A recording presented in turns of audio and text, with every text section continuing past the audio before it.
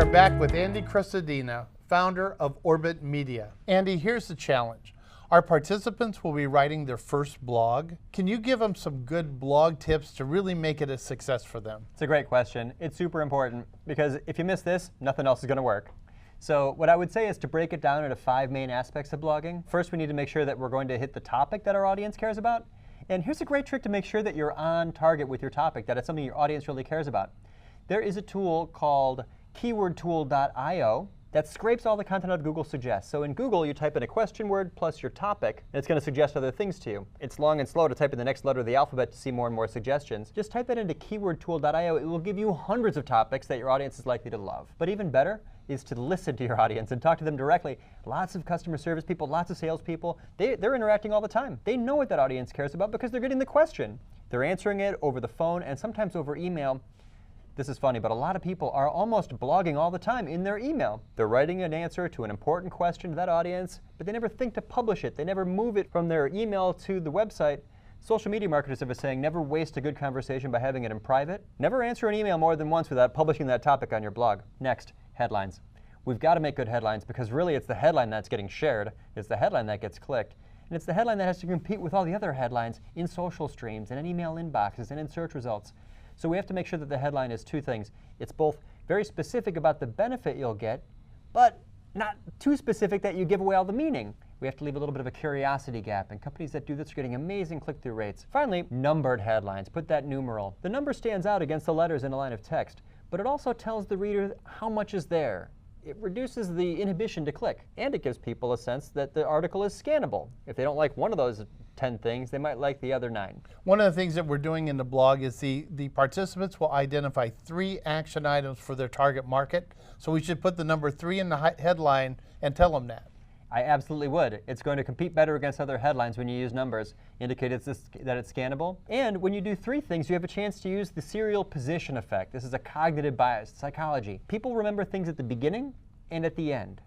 So you have the chance to order your content such that you get higher attention and retention by using primacy, whatever appears at the front, and recency, whatever appeared most recently at the end. Next, formatting.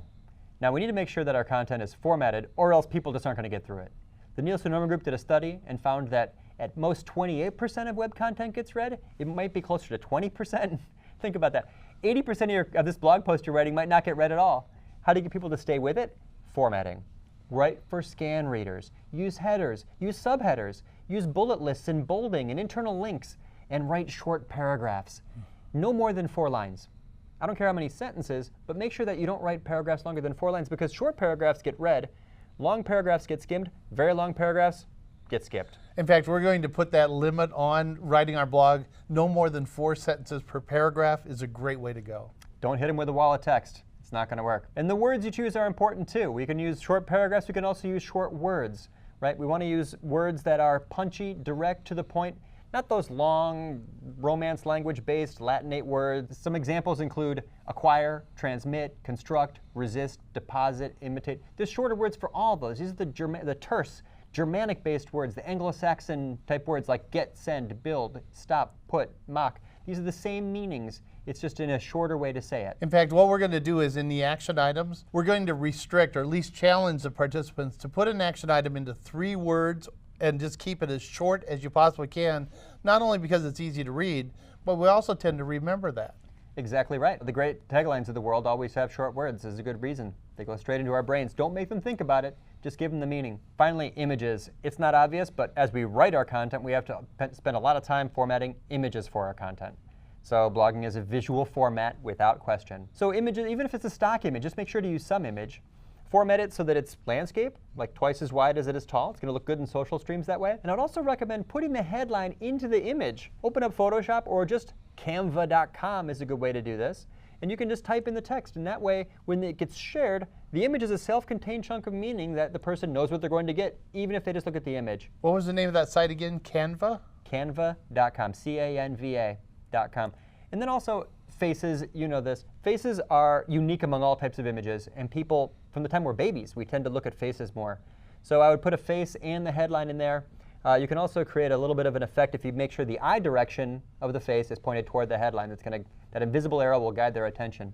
I would recommend, putting more than one image too if you have the time, because for those scan readers, like formatting, when an article has more than one image, you're going to keep people from leaving. There's never going to be a scroll depth on that page where they're just looking at all text. When I recently heard you speak, you also talked about the importance of mission, and I really love that idea. Could you go through that as well? Sure. I learned this trick from Joe Palizzi at Content Marketing Institute, and it's very simple. It's the cornerstone of any content strategy. And all you need to do is write your editorial mission statement, and it's very simple. Your website and your content and your social streams and everything that you do as a brand speaks to audience X, where they get information Y for benefit Z. Just fill in those blanks. Our website is where audience X gets information Y for benefit Z. If you document that much of your content strategy, you are statistically more likely to say that you're successful in your content marketing. That's fantastic. Can you go through the 5 tips again so we make sure we remember them? Sure. Every blogger needs to make sure they're using a topic that connects, a headline that triggers curiosity, we'll get a click-through rate, using formatting for scan readers, word choice to not make them think, to go straight to the point, and finally, images. Blogging is a graphical, image-based format. Those are great tips. Thanks so much, Andy. My pleasure, Randy.